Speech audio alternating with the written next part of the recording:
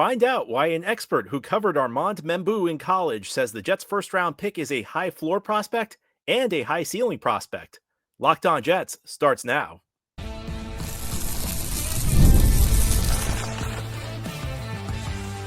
You are Locked On Jets, your daily New York Jets podcast. Part of the Locked On Podcast Network, your team every day. Welcome. This is the Locked On Jets podcast, part of the Locked On Podcast Network, your team every day. It's Tuesday, July 22nd, 2025, and I'm your host, John B. from GanggreenNation.com. Thanking you so much for making the show your first listen or first watch every day. A big shout out to you everydayers. This is a daily podcast covering the New York Jets with new episodes each day through the week, Monday through Friday. And today's episode is brought to you by FanDuel. Right now, new customers can get $150 in bonus bets when your first $5 bet wins. Well, we have a busy schedule on today's show. We're going to talk about why Garrett Wilson and Sauce Gardner's new contract extensions are even better for the Jets than you thought. We're going to talk about Germaine Johnson being placed on the physically unable to perform list at the start of training camp and why it's not as big of a deal as you might think. But we're going to begin by having a guest, John Miller, the host of Locked On Mizzou, Locked On's Missouri Tigers podcast, will join me. We're going to talk Jets first-round pick Armand Membou, who played his college ball at Mizzou. But the Jets have also brought in a couple other players who played in college at Missouri. John is going to break them all down for us. Let's jump into my conversation with John Miller of Locked On Mizzou. It has been an offseason of the Jets adding players who played college ball at Missouri. And to break down these new additions, I'm joined today by John Miller, who is the host of Locked On Mizzou here on the Locked On Podcast Network. It's the podcast that covers the Missouri Tigers. John, first of all, great first name, but also thank you for joining me today. Absolutely. Couldn't agree more. Thanks for having me. All right. Well, John, we'll start with the highest profile player the Jets added from Missouri, and that was a guy they drafted in the first round, Armand Membou. And I'll tell you, John, it's interesting because normally there's some degree of disagreement when the Jets pick a player. And Armand Membou is the one player, it was one of the few players in recent memory who I think the Jets fan base was universally behind. You'd have a tough time finding any Jets fan who was unhappy with this pick. I guess we could start. Could you take us through, just give us a brief overview of Armand Membou's career at Missouri? Well, he came to Missouri, I guess, 3-4 years ago now at this point, as a guy from in-state and as a guy who just seemed like a really, really high upside, but yeah, definitely an unpolished prospect. He's one of those guys, I always try to look for offensive linemen in high school. I want to see guys who can carry around NFL, SEC type of weight easily. I don't really want guys necessarily, this is generally speaking, of course, who are going to be 265 in high school, and I'm going to have to put on a bunch of bad weight. Membou is the kind of kid who walks around at an easy 320 pounds. And, he's your typical, I think, these days, top 10 type of offensive tackle in that I think he's got all of, if not all of the measurables in the world, just about all of them in the world. I think the question is going to be, how much is he going to be able to, do you project forward? How much is he going to be able to learn in actual pass protection? Because the way college football's played compared to the NFL, you're just not in obvious, pass rush type of situations as much. And obviously the defensive ends and the speed rushers aren't what they are in the league either. So Membou, a really high upside prospect, has all the physical tools. Whether it all comes together, I think that's a question you got to ask with just about everybody in the top 10 these days. No question about it. Let me ask you, when did he take over a starting job on the offensive line at Mizzou? Well, I want to say 2022. I know for sure that it seemed to me in 2023 for sure is the season I remember when he had his really big breakout season, when you could just tell that even against a team like the Georgia Bulldogs that season, that Missouri was holding its own and often winning a lot of battles there in the trenches against Georgia. So a game the Tigers ultimately ended up losing, but Membou had a lot of just wow moments, a lot of moments that really stood out on TV there where he was physically dominating the opposition. So yeah, if you're a Jets fan, that's exactly what you want to see. What was the game during his career that really sticks out to you? Was there like one game you look back on that was really memorable where you just came away saying that's a future NFLer? Yeah, probably that Georgia game. I really think so. I just think going up against the caliber of players that he was, you're talking about future NFL type of players on that Georgia defense, of course. That's always what I'm looking for. Did he play multiple positions during his time at Mizzou? He started off as a guard, I believe. I think he's certainly a guy who could play the interior. I think one thing I said about Membou, I think he's a high floor prospect and a high ceiling prospect, because I think worst case scenario, say he doesn't work out as a left tackle or a right tackle, at least in the NFL, I think you've got a really good guard on your hands at the very least. Let me ask you this. Did you come away from this season feeling like he was going to be a plug-and-play guy in the NFL, or do you think maybe he needs a little seasoning? I think that's a really good question. I'll be really honest with you. I don't know that I'm the best person in the world to answer that particular question. Again, I think almost all rookie linemen are probably going to need some seasoning, but the Jets were far from the only team that was interested in Membou up high in the top half of the draft in the first round. So, I'll lean toward more of what the league thought there. This was not just a Jets evaluation. This seemed like a league evaluation to me. So he's definitely got a chance to play immediately. And obviously, if I have to guess, more often than not, if you're a top 10 pick at that position, they're going to try to get you on the field early and often. Yeah, I think he's a projected starter for the Jets. The question is, that's just because they don't have anybody else who could really play right tackle. Right. The question is always, as you said, how well will you play once you're in there? Because as you said, there is a difference. There's a jump in talent level. There's a jump in technique level in your opponents when you go to the pros. So with that in mind, and I understand that it can be difficult to project a guy from one level to the next. Can you take us through some of his strengths and weaknesses from his college career? I mean, I think just the biggest strength is obvious. It's just the physical domination in the running game, which is why I say at the very least he's going to be a guard. But, as a tackle, he did really well too. And I'll just say this, when it comes to right tackle versus left tackle, I still think all things being equal, you'd still rather have a guy at left tackle. But these days, I don't know that it matters as much as it used to. It just seems to me like, especially if you have a pillar at left tackle and you have a guy who's much weaker on the right side, well, most defensive coordinators are smart enough to figure out how to attack not only the right tackle, but really any position along the offensive line at this point. So I think I would leave Membou at right tackle, where he's been comfortable at Missouri, and it'll be an easier transition for him, I think, in his rookie season. Well, I love that answer, because that's something I always say. I bet you our everydayers here on Locked On Jets may have rolled your eyes when they heard that from you, because I say that a lot myself. Let me ask Great you. minds. Yeah, absolutely. Great first names have great and great first names and minds. That's right. Let me ask this. Is Membou the type of guy who you think is going to be like a really solid locker room guy in the NFL? Was he the type of guy you wanted to build your program around at Mizzou?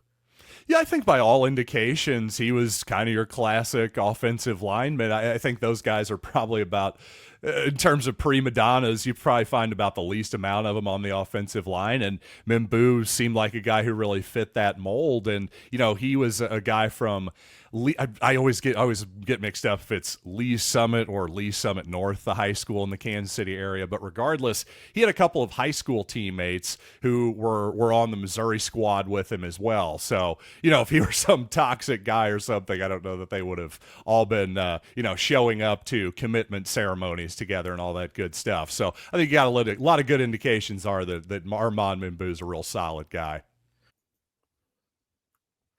We will have more discussion with John Miller and then talk about Germaine Johnson ahead on the Locked On Jets podcast. Today's episode of Locked On Jets is brought to you by Rugiet. You've probably heard of Viagra or Cialis. Maybe you've even tried them. But if you're looking for something beyond the usual pill, it's time to meet Rugiet Ready. Rugiet Ready is a next-gen prescription treatment designed to amplify arousal in the brain and boost blood flow. Unlike the usual pills that can take hours, Rugiet's 3-in-1 formula dissolves under your tongue and kicks in fast, on average in 15 minutes. Effects can last up to 36 hours, so you can stay confident and in control when the moment is right. If traditional options have not worked, Rugiet might be the answer. Over 150,000 men have already made the switch. Head to rugiet.com/LockedOnNFL and use code LockedOnNFL to get 15% off today. That's RUGIET.com/LockedOnNFL and use promo code LockedOnNFL for 15% off. Individual results may vary with prescription treatment. Compounded drugs are permitted to be prescribed under federal law, but are not FDA approved and do not undergo FDA safety, effectiveness, or manufacturing review. Please visit the Rugiet website for full safety information. All right. Well, in addition to Membou, the Jets also added Missouri's quarterback as an undrafted free agent, Brady Cook. And I'll tell you, John, there were a lot of bad jokes. Oh, now the Jets have a Brady playing quarterback because we had Tom Brady in the division for about 2 decades. Or number 12 in college, too. Number 12 in college. What could go wrong? We heard them all. We heard them all, John. Just briefly, can you give us an overview of what the Jets can expect to have in Brady Cook? He's going to be the number 3 quarterback. He's going to be a developmental guy. But what can you tell us? What can you tell us about him? Well, first of all, the thing with Cook is you're going to immediately like the guy. And I say this not only as a Missouri fan, and he was kind of the ultimate Missouri guy in that he grew up in St. Louis as a big-time Missouri fan and, well, ends up being the starter. How many people can say that, especially at a big-time SEC type of program, a high-major program like that? But again, he's not just likable from a Missouri fan's perspective to me. I think all Jets fans, all the guys in the locker room, most importantly, he's the type of guy you want to play hard for. Now, is he going to be good enough physically to make it in the NFL? I don't personally think that. I hope I'm wrong. I couldn't hope I'm wrong, be more wrong. I don't know that physically he has the arm talent to be a starter in the NFL. He's a pretty good athlete, by the way. He can run around and all that stuff, so I don't think that's a problem. I think it's more just the pure arm talent may be a little bit lacking, but he's a guy who, again, high character guy who's going to be really popular in the locker room, going to give you all he's got. So, yeah, I mean, I can't be dismissive of Cook because I think most people were dismissive of him being a 3-year starter at Missouri at a lot of points in his career. So I'm not ready to give up on him yet. All right. One more player the Jets added from Mizzou, the kicker, Harrison Mevis. You have anything on him? I know it's always tough when you ask about kickers because, it's like they kick the football. But sure. What do you have on Mevis? Well, the thicker kicker, and speaking of guys he would be a popular guy in New York, I promise you that. He's an easy fan favorite, too, if he does indeed make the team. And I think Mevis has got a decent shot to make the team. He had a really good season in the UFL this past year, just missed 1 field goal, 1 place kick period, I believe, in the entire season. And the thing with Mevis was he was always for the most part, an extremely reliable kicker with a pretty good leg, too. In fact, hit a game winner of 61 yards against Kansas State, an incredibly important game for Missouri. Hits it at the buzzer, by the way. This was an SEC record and still is, I believe, at this point. So the guy's clutch. He's got a good leg. Really, the only downside with Mevis, I think, coming out a couple years ago, was his leg for kickoffs. And, of course, with the NFL changing the kickoff rule last year, the ability to just boot the ball through the back of the end zone isn't quite as important as it used to be. So I think that favors Mevis. And considering the Jets, when they signed Mevis, they made the subsequent move of getting rid of the kicker that they had the last few weeks of the season. I think there may be a real shot here that Mevis could be the Jets' place kicker this coming fall.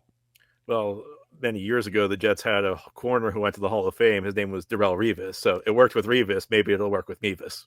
Oh, I like it. Sorry, I like terrible, what you did there. joke. Very dope. Yeah. No, yeah, Mevis Island. There we go. Well, That'll actually, be where you hang out from now on. Well, Revis was a guy who Jets always had difficult contract negotiations with him. He actually had 2 holdouts during his career. A lot of frustrated Jets fans during that time referred to him as Mevis during then. So, in some ways, maybe the second Mevis on the Jets. Wow. I did not know that. That's such a great full circle thing, though. I love that. That's hilarious. Can I just say one thing, though? Can you guess, since I'm a Missouri fan, can you guess who my favorite New York Jet is of all time? I'm putting you on the spot big Brad time. Smith? Brad You Smith? got it. Great yeah. call. Come on. Who doesn't love a scrambling quarterback turned into a gadget player in the NFL? He's like the punt protector. He was like the personal protector on the punt teams. Yep. He played wide receiver, played running back, played quarterback. I actually we actually just did a show here where we did where a friend of mine and I picked an all quarter century team for the Jets, and he made my team as a special teams ace. So yeah, absolutely. Well, that's a great memory. Once again, a brilliant name and a brilliant man right there. I love it. What a great take. Oh, John, thank you so much for joining us. Thank you for that trip down memory lane, but thank you for all the information on these Missouri players the Jets have added. If you're in Missouri, are you a Chiefs fan? I am in fact good a Chiefs for you. fan. Good for you. I was going to say you're it's an worked honorary out well for me the last few years. Yeah, I was going to say we could make you an honorary Jets fan. I don't know if you want that pain when you root for the best organization of the sport, though. Yeah, that's worked out so far. Yeah, maybe not so much the first 35 years, but since Pat, it's been all good, baby. John, you're the host of Locked On Mizzou. Obviously, our folks can listen to you every day, Monday through Friday on the Locked On Podcast Network. Is there anywhere else we can find you? Oh, social media too, if you'd like, at Locked On Mizzou. Yeah, if you'd rather have me in short form, go to TikTok, Instagram, all that good stuff. All right, well, John, thank you so much for joining us. We really appreciate all the information. Thank you. Some great analysis there from my colleague, John Miller of Locked On Mizzou, as we turn our attention towards Jets training camp, which gets underway in just a couple of days. In fact, the date for veterans to report to camp is right around the corner. And the Jets have already made a few roster moves. Most notably, they have placed defensive end Germaine Johnson on the physically unable to perform list. Now, as a Jets fan, you might be in a little bit of panic hearing that because Jermaine's an important player and he's coming off an Achilles injury. So let me just remind you why you should not panic. Now, a few weeks back, I explained this. So if you're an everydayer, I'm repeating this. But it's important to note that during the offseason program, Jets head coach Aaron Glenn told you that Germaine Johnson would begin training camp on the physically unable to perform list. And being on the PUP list, that's what they call the physically unable to perform list, PUP, being on that list is not a big deal in training camp. All it means is that you're coming off an injury and you're not quite healthy enough to practice just yet. During training camp, you can come off the list as soon as you are ready to practice. Now, if you end training camp in the preseason on the list, you have to sit out a couple of weeks to start the regular season. But during training camp, you can come off the list at any point in time that you are ready to begin practice. So this is not a situation where Germaine Johnson's Achilles injury is going to keep him out even longer. Again, Aaron Glenn already told us this a few weeks back that Germaine would be on this list to start training camp. The Jets are fully expecting him to be ready, though, for week 1. So I just wanted to throw that out there because I know whenever you hear a player starts training camp on the PUP list, gets you a little nervous.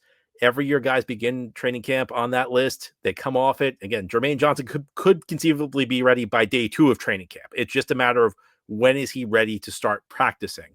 And the way they determine a player is ready to start practicing is they have what's known as a conditioning test, which is exactly what it sounds like. Each team's test is different, but it could be you have to run 6 100-yard dashes back to back in this amount of time. Some teams incorporate push-ups into it. Some teams incorporate other athletic feats into it. All being on that list means right now is that he's still rehabbing the injury. He's still not quite ready to begin practicing, but it can happen at any point in time. And of course, Jermaine's a really important player for the Jets this year. The Jets do not have the defensive end depth that they had 2 years ago. John Franklin Myers is not here anymore. Bryce Huff is not here anymore. Now, of course, Will McDonald's still here, but Jets are going to need their starting 2 defensive ends, Johnson and McDonald, to really hold up because it's not going to be as easy to rotate guys in and out and still get high caliber snaps as it was during the peak of the Robert Saleh defenses. And Germaine is probably the best, what I'd refer to as a 2-way defensive end the Jets have, because he can get after the quarterback as a pass rusher, but he can also hold the point of attack. He's an excellent edge setter against the run. In fact, I think that was one of the areas the Jets really missed Germaine last year. If you looked at their statistics, they were pretty decent run defense. But if you watch the games, you knew that in key spots, the Jets got gashed in the run game. And I think part of that was Germaine Johnson was lost in week 2. So Jets really need a back. Very important player. You hope the rehab's going well, but just a reminder, because whenever you see a prominent player on the PUP list, people start to panic, especially a guy coming off a serious injury like Germaine. That is not a sign that his rehab is in bad shape. It's just a sign, as the Jets told us, that they're taking it easy. They're going to be very conservative because you have to remember, we're still over a month and a half away from the first regular season game. There's no rush. Jets want to get Germaine back. They can ease him back into practice, and he'll be ready for week 1. Now, during the Locked On Jets podcast, we'll turn our attention to Sauce Gardner and Garrett Wilson's recent contract extensions, both of which were agreed to last week. Jets are receiving close to universal praise for these contracts, and the numbers are now out. And as good as you thought these contracts might have been, they're even better for the Jets. And it has to do with when these contracts go into effect. I'll explain what I mean as we continue here on this Tuesday edition of Locked On Jets. This is an ad by BetterHelp. Workplace stress is at an all-time high. 61% of the global workforce is reporting higher than normal stress levels. The summer is the perfect time to take small steps to focus on your wellness and manage the challenges that come with your workday. Of course, most of us can't just quit our jobs or take endless vacations, but we can begin small. Whether it's getting outside for a few minutes, adding movement into your day, or talking to someone who can help you navigate life's challenges. That's where BetterHelp comes in. How busy is your schedule? Did you ever wish you had more time to schedule appointments? The flexibility of online therapy makes it easy to fit sessions into a busy schedule, no matter where you are. As the largest online therapy provider in the world, BetterHelp can provide access to mental health professionals with a diverse variety of experience. Unwind from work with BetterHelp. Our listeners get 10% off their first month at betterhelp.com/lockedon. That's BetterHelp, HELP.com/lockedon. Today's episode of Locked On Jets is also brought to you by FanDuel. Summer sports are in full swing, and whether you're all about baseball under the lights, golf on the green, or high-stakes soccer action, FanDuel is the best way to make every game even more exciting. You're already following the action. Why not make it a little more thrilling? With FanDuel, you can get in on the game while your friends are getting sunburned on the beach. So much happening this summer. Of course, we've got golf action. Got the Yankees and Mets. It'd be great if the Yankees could actually win a game in Toronto. We could also look forward to the NFL season. Jets over under 5.5 wins on FanDuel. Well, if you want to get in on the action, FanDuel is the place to do it. Are you new to FanDuel? Well, new customers can bet just $5 and get $150 in bonus bets if your first bet wins. Open the FanDuel app today or visit FanDuel.com to get started. Again, open the FanDuel app today or visit FanDuel.com to get started. This is the Locked On Jets podcast here on this Tuesday. Let's turn our attention now to contract extensions, which were announced last week for Garrett Wilson and Sauce Gardner. The Jets understandably getting a lot of praise across the league for making these contract agreements with these premium young players, and they deserve it. And as I've mentioned over the last week or so, it delighted me to see for once the Jets get proactive extending players. Usually with the Jets, there's last-minute drama. Sometimes that leads to high-profile players leaving, but it always leads to situations where you get much more nervous than you should be. The Jets extend their two best players, arguably, for 2 years ahead of their respective free agencies. We now have the contract breakdowns for both players, and there's only so much. There's only so much that's interesting when it comes to the raw numbers.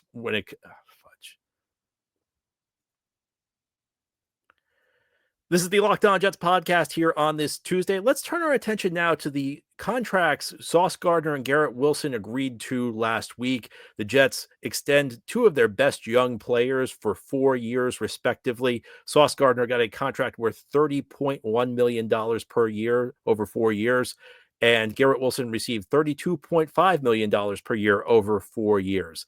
It was refreshing to see the Jets be proactive in extending premium young players.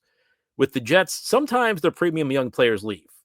But even when they don't, there's always way more drama than there needs to be in working out a new contract. So perhaps Aaron Glenn and Darren Muji are bringing a new philosophy to the New York Jets, and it is a most welcome philosophy.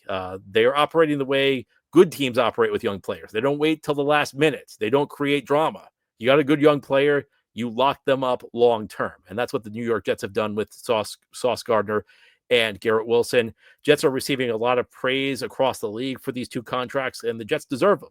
The Jets absolutely deserve to be praised because these were the right moves. Feels good to actually say the Jets are making smart moves, but that's what they've been doing.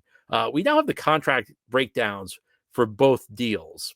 And for me, it's not so much about, what each player's cap hit is each season. It's more about when these deals go into effect.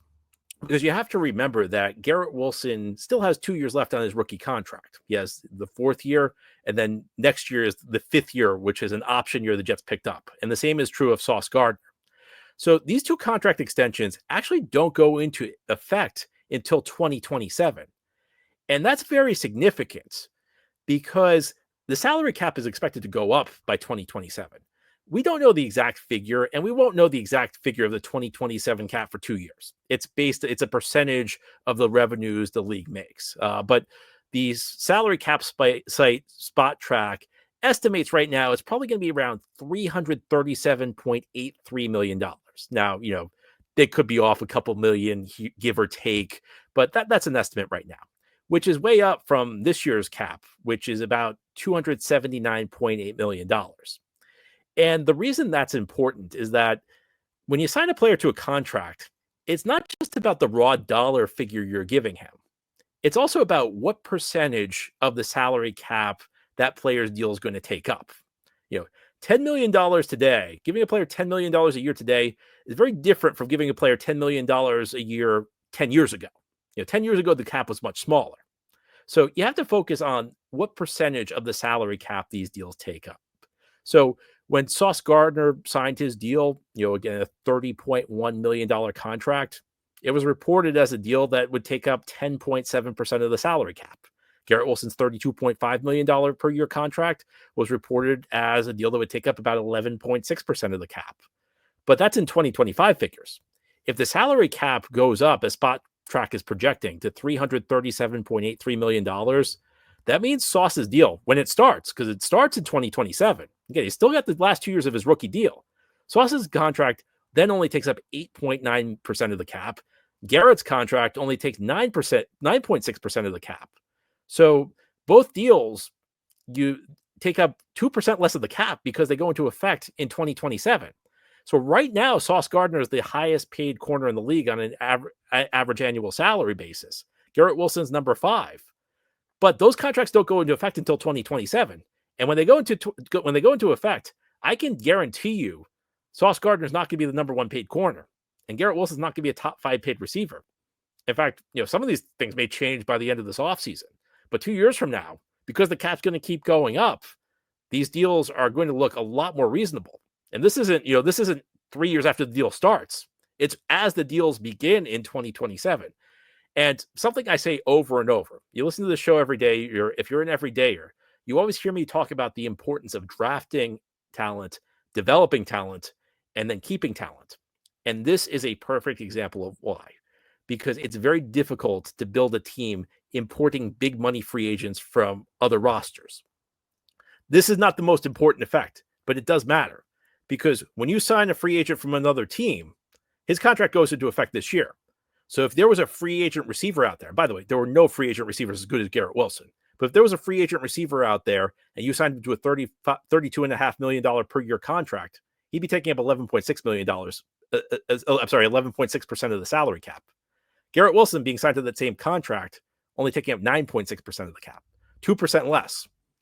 If you signed a free agent corner, again, nobody was close to being as good as Sauce Gardner, so you wouldn't get the play wouldn't be as good either. But if you signed a free agent corner to a $30.1 million contract, that deal would have to go into effect this year. You'd be taking up 10.7% of the cap because you already have Sauce Gardner under contract and because you extend his contract. That same deal for Sauce Gardner is only going to take up 8.9% of the cap, give or take.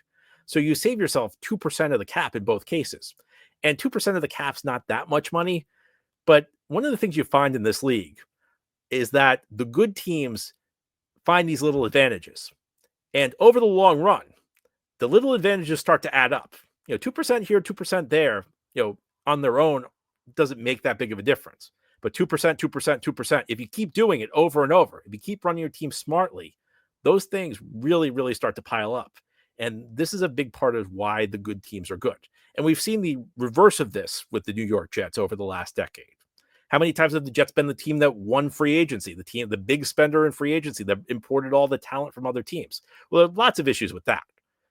At the top of the list is that the great players in this league usually don't hit free agency. So the guys you're signing tend to be second-tier type guys, like a Germaine Johnson. Or they tend to be guys where there's a big question mark with them, like a Le'Veon Bell. You can think of it, go back to those 2018, 2019 offseason where Mike McCagnon spent big. You could even go back to 2015, where the Jets got Darrelle Revis, but Darrelle Revis was, turning 30. He was at the end of his career. Mike McCagnon made a lot of big signings in 2015. A lot of them worked out for 1 year, but they failed in that second year. It's not easy. It's just tough to do. Or you could even talk last year. The Jets imported a lot of big names last year. Some of them were by trade, but the Jets added a left tackle in his 30s, a right tackle in his 30s, a number 2 receiver who was turning 30, and a guy who was supposed to be their best pass rusher who was turning 30. They were Tyron Smith, Morgan Moses, Mike Williams, and Hassan Reddick. And that's an example of why it's so difficult to build your team from big names from other places. Because a lot of times you get guys who are at the end of their career. You guys the old team doesn't want anymore. The reason they don't want them anymore is they're on the downside of their career. I mean, those were 4 guys the Jets imported at premium positions. Only one of them worked out. And that's not an accident. You can find one player in free agency, but it's difficult to find 4 high-end players in free agency. Tyron Smith was old. Mike Williams was coming off a really serious injury that pretty much ended his career. Hassan Reddick was a guy who everybody in the league except the Jets wanted a new contract. Hassan Reddick essentially quiet quit the minute he got to the Jets. In fact, it wasn't so quiet. He kind of loud quit the minute he got to the Jets because he wanted a new contract. Morgan Moses worked out, but that's 1 out of 4. Again, you can get one player from another team, but it's difficult to build your team that way. You absolutely 100% need to be able to draft players, develop players, and keep players. And when you're able to do that, the little advantages start to add up.